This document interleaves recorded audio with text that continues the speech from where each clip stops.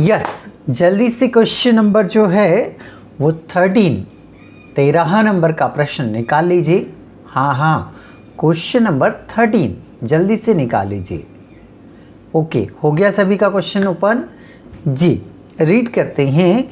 उसने लिखा हुआ है कि right out the following transaction in a double column cash book with bank and discount column and balance it. Okay, पहला transaction उसने दिया हुआ है जनवरी 1। Mahendra started a business by depositing into bank. Mahendra ने बिजनेस स्टार्ट किया और जो पैसे लगाने थे वो बैंक में क्या कर दिए, डिपॉजिट। तो हमें ये देखना है कि यदि बैंक बैलेंस बढ़ता है, हमारा बैंक बैलेंस यदि इंक्रीज होता है तो हमें डेबिट में लिखना है, और बैंक बैलेंस यदि डिक्रीज होता है तो हमें क्रेडिट में लिखना है। बैंक बैलेंस बढ़ेगा डेबिट में, कम होगा तो क्रेडिट में। अभी क्या किया, बोले सर महेंद्र ने बैंक में पैसे जमा किए। महेंद्र जब बैंक में पैसे जमा करेगा तो बैंक बैलेंस क्या होगा, बढ़ेगा। बढ़ेगा तो कहाँ लिखना है हमें, डेबिट में। ठीक है भाई, तो हम डेबिट साइड लिखेंगे। ये लिखा हमने। तारीख क्या दी है उसने, बोले सर जनवरी 1। टू कैपिटल अकाउंट, अमाउंट है 8000 रुपीज़। ये पहली एंट्री। दूसरी एंट्री, हमें इस क्वेश्चन में यही ध्यान रखना है, बैंक बैलेंस यदि बढ़ा डेबिट में लिखूंगा, कम हुआ क्रेडिट में लिखूंगा। Next, January 4 bought goods and paid by cheque. माल खरीदा और चेक से पेमेंट कर दिया। माल खरीदा, चेक दिया, जिस व्यक्ति से माल खरीदा था उसको चेक दे दिया। वो चेक का पेमेंट लेने कहाँ जाएगा, बैंक में जाएगा। बैंक वाली मैडम उसको पेमेंट करेगी तो मेरा बैंक बैलेंस क्या होगा, कम होगा तो कहाँ लिखना है, क्रेडिट साइड में। तो चलिए क्रेडिट साइड में लिखेंगे। तारीख है बेटा जनवरी 4। माल को परचेज किया है इसलिए क्या लिखेंगे, बाय परचेसेस अकाउंट। अमाउंट है 4900। Complete. January 8 sold goods and received cheque. माल बेचा और चेक मिला। माल बेचा और चेक मिला। माल बेचा चेक मिला तो लिखा ही नहीं कि इस चेक को हमने दुकान पे रख लिया या इस चेक को हमने बैंक में जमा कर दिया। इस एंट्री को पढ़ने से ये तो पता ही नहीं चल रहा है। बस उसने इतना लिखा है कि माल बेचा और चेक रिसीव हुआ। माल बेचा और चेक रिसीव हुआ, कुछ नहीं लिखा तो हम मान के चलेंगे सेम डे हमने बैंक में जमा कर दिया होगा। माल बेचा, चेक मिला, चेक मिला, आगे कुछ नहीं लिखा। मान लो बिल्कुल कि ये चेक हमने बैंक में जमा कर दिया। जब चेक बैंक में जमा करेंगे, मिला हुआ चेक जब बैंक में जमा करेंगे, बताओ बैंक बैलेंस क्या होगा। बोले सर चेक बैंक में जमा कर रहे हैं मतलब बैंक बैलेंस बढ़ेगा ना सर। बैंक बैलेंस क्या होगा, बढ़ेगा। तो बैंक बैलेंस बढ़ा तो कहाँ लिखना हमें, डेबिट साइड में। ये लिखा हमने डेट जनवरी 8। माल बेचा है ना तो टू सेल्स, कहाँ टेंशन लेते हो, सेल किया ना तो टू सेल्स। कितना अमाउंट, बोले सर 500। ये लिख दिया हमने। Next, received from Ajay by cheque. Ajay से चेक मिला। नेक्स्ट एंट्री है हमारी, अजय से चेक मिला। फिर वही बात कि अजय से चेक मिला ये तो लिखा है, बट ये नहीं लिखा कि ये चेक बैंक में जमा करा या नहीं करा। तो हमने अभी पिछली एंट्री में ही बताया था आपको कि चेक मिला है और नहीं बताया कि जमा करा या नहीं करा। तो क्या मानते हैं अपन, बोले जमा कर दिया। जब चेक जमा कर दिया तो बैंक बैलेंस क्या हुआ, बोले सर बैंक बैलेंस जो है वो बढ़ गया तो कहाँ लिखेंगे, डेबिट साइड में। तारीख दी है उसने 10 जनवरी। टू अजय, चेक का अमाउंट है आपका 480। सर ऐसे डराया मत करो यार, क्या हुआ, बोले सर नीचे डिस्काउंट लिखा है। हाँ तो लिख रहा था ना मैं, काहे परेशान होता है। डिस्काउंट लिखा है ना, तो डिस्काउंट को यहाँ डिस्काउंट के कॉलम में लिख देंगे। डिस्काउंट लिखा है ना, तो डिस्काउंट को यहाँ डिस्काउंट के कॉलम में यहाँ लिख देंगे, बस हो गई डिस्काउंट की एंट्री। अच्छा, कितने रुपए डिस्काउंट है? बोले सर 20 रुपये। ये एंट्री हो गई डिस्काउंट की, है ना। नेक्स्ट, अगली एंट्री। अगली एंट्री है बेटा, paid to Raman by cheque. Raman को हमने चेक काट के दे दिया कि ये ले रमन। रमन को चेक दिया, पेमेंट लेने कहाँ जाएगा? बैंक। बैंक वाली मैडम उसको पेमेंट करेगी, तो मेरा बैंक बैलेंस क्या हो जाएगा? कम। और जब बैंक बैलेंस कम होता है तो कहाँ लिखते हैं हम? क्रेडिट साइड में। ये डेट लिखी मैंने 15 तारीख, बाय रमन। कितने का चेक? बोले सर 1240 रुपये का।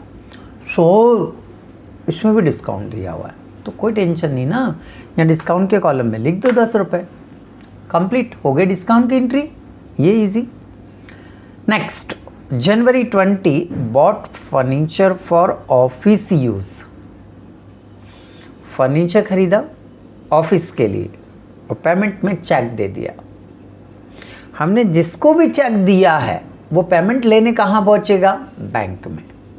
वो पेमेंट लेने कहाँ पहुँचेगा? बैंक में। और जब बैंक में पेमेंट लेने पहुँचेगा तो बैंक वाली मैडम उसको पेमेंट कर देगी। बैंक वाली मैडम जब उसको पेमेंट करेगी तो मेरा बैंक बैलेंस क्या हो जाएगा? कम। बैंक बैलेंस कम होता है तो कहाँ लिखते हैं? क्रेडिट साइड में।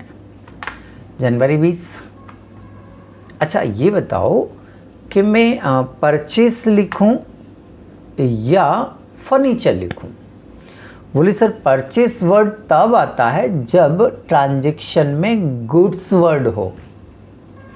परचेस सर तब लिखते हैं जब क्वेश्चन में गुड्स हो, उस लेन देन में, उस एंट्री में गुड्स वर्ड हो। इसमें है क्या गुड्स? बॉट फर्नीचर लिखा हुआ है, तो परचेस नहीं लिख सकता। परचेस वर्ड नहीं लिख सकता मैं, क्योंकि परचेस वर्ड गुड्स के लिए आता है। तो फिर क्या लिखेंगे? बोले सर फर्नीचर। तो ये लिखा हमने बाय फर्नीचर। अमाउंट कितना है?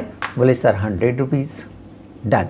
नेक्स्ट, अगली एंट्री उसने दी हुई है, हमने फर्नीचर खरीद लिया 22 जनवरी को।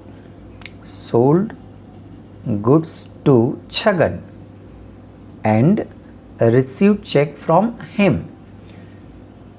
छगन को हमने माल बेचा और उससे चेक मिला।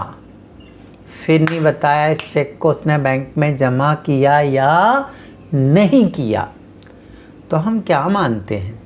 जो चेक हमें मिल रहे हैं, जो चेक हमें मिल रहे हैं, उसको अपन दुकान में थोड़ा ना रखेंगे, उनको अपन कहाँ जमा कर देंगे? बैंक में। तो हम ऐसा मान के चल रहे हैं कि हमने इस चेक को बैंक में जमा कर दिया। बैंक में जमा करेंगे तो बैंक बैलेंस क्या होगा? बोले सर बैंक बैलेंस बढ़ेगा। सर बैंक बैलेंस बढ़ेगा। और जब बैंक बैलेंस बढ़ेगा तो कहाँ लिखना आपको? डेबिट साइड में। तो ये लिखा हमने जनवरी 22। किससे चेक मिला है? बोले सर छगन से चेक मिला है, तो यहाँ लिख देंगे टू छगन। अच्छा, माल बेचा है क्या? हाँ, देखो माल बेचा है और पेमेंट हो रहा है, तो फिर मेरे को छगन से मतलब नहीं। फिर क्या लिखना है मुझे? सेल्स। माल बेचा, पेमेंट मिल गया, तो पर्सन के नाम से मतलब नहीं। फिर क्या लिखेंगे हम? सेल्स। ठीक ठीक ठीक ठीक ठीक। कितने का माल बेचा? 375 रुपये का। Done. Next, paid for stationery. Stationery खरीदी और हमने चेक से पेमेंट किया। जब स्टेशनरी खरीदी, चेक से पेमेंट किया। जब चेक से पेमेंट करेंगे तो वो चेक लेके आंटी जी के पास जाएगा। कहाँ के आंटी जी? बैंक वाली। बैंक वाली मैडम के पास जाएगा। बैंक वाली मैडम उसको हमारे अकाउंट से पैसे निकाल के पेमेंट कर देगी। तो मेरा बैंक बैलेंस जो है वो क्या हो जाएगा? कम। बैंक बैलेंस कम होता है तो कहाँ लिखते हैं हम? क्रेडिट साइड में। तो क्रेडिट साइड में लिखेंगे हम date January 25 buy stationery. Amount कितना है? 190। नेक्स्ट, अगली एंट्री, वेजेस पे किया 27 तारीख को। वेजेस पे करेंगे तो चेक से दिया है ना, फिर वही बात, हमने जिसको चेक दिया वो पेमेंट के लिए बैंक जाएगा, बैंक वाली मैडम पेमेंट करेगी तो मेरा बैंक बैलेंस क्या होगा, कम हो रहा है तो क्रेडिट साइड में ये डेट लिखी हमने 27, वेजेस दिया है तो बाय वेजेस, कितने रुपए, बोले सर 250 रुपीज़। नेक्स्ट 31 तारीख, पेड रेंट बाय चेक, किराया दिया हमने, किराया दिया चेक से किराया दिया, तो हमारा मकान मालिक पेमेंट लेने कहाँ गया, बैंक वाली मैडम को चेक दिया, मैडम ने हमारे खाते से पैसे काटे मतलब मेरा बैंक बैलेंस जो है वो कम हुआ। जब मेरा बैंक बैलेंस क्या हो रहा है, कम हो रहा है ना, तो क्रेडिट में लिखूंगा जनवरी 31 बाय रेंट कितने रुपीस, बोले सर 130 रुपीज़। क्लियर भाई, हमारे सारे ट्रांजेक्शन हो गए। अब मुझे क्या करना है, यहाँ क्रेडिट में मंथ की लास्ट डेट पे बैलेंस निकालना है। बैलेंस निकालने के लिए मुझे टोटल लगानी पड़ेगी, तो डेबिट की मैंने टोटल लगाई 9355 आ रही, डेबिट की टोटल कितनी आ रही 9355। ठीक है, अभी थोड़ी देर बाद क्रेडिट की भी हो जाएगी 9355। अब यहाँ पर हम क्या लिखेंगे बच्चों, जनवरी 31 बाय बैलेंस CD। अब इसका अमाउंट कैसे निकालेंगे, अमाउंट वही तरीका हमारा, डेबिट साइड की टोटल लगाएंगे 9355, क्रेडिट साइड की टोटल लगाएंगे ये सारा है ना, 4, 900, 1240, 100, 190, 250, 130, इन सारी 6 अमाउंट को हम ऐड करेंगे। ऐड करा कितना रहा 6810, लेस करेंगे तो जो भी आएगा वो बैलेंस आ जाएगा। ठीक है भाई, कितना आ रहा है 2545, ये जो 2545 आ रहा है इसको उठाकर यहाँ पर क्या करेंगे, हम नोट कर देंगे, तो ये लिख दिया 2545। क्लियर, तो ये बैलेंस हो गया हमारा। अच्छा, डिस्काउंट भी लिखना है ना, तो इधर का डिस्काउंट कितना है 20, इधर का कितना है 10। ठीक है, तो ये 10 रुपये आ रहे हैं और ये कितना आ रहा है 20। डिस्काउंट के कॉलम में बैलेंस नहीं निकाला जाता है, टोटल लिखा जाता है। जैसे डिस्काउंट इधर 20 रुपये हो रहा है और इधर कितना हो रहा है 10, ठीक है, बस टोटल लिखना है, यहाँ बैलेंस नहीं करते हैं उसको। ठीक, ओके। ये डिस्काउंट अलाउड कहलाएगा, ये वाला डिस्काउंट क्या कहलाएगा, अलाउड। डेबिट में है तो डिस्काउंट अलाउड, और क्रेडिट में है तो डिस्काउंट रिसीव्ड। ठीक। अब इस बैलेंस CD को अगले दिन ट्रांसफ़र करेंगे। अगले दिन बोला मैंने, है ना, अगले दिन मतलब जनवरी 31 का अगला दिन होता है 1 फरवरी।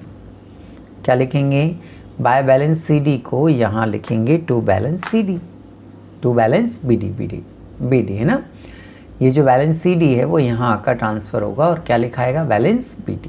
ओके, अमाउंट कितना है 2545, तो ट्रांसफ़र भी कितना होगा 2545। तो यहाँ आकर हमारा ये क्वेश्चन कंप्लीट हो जाता है।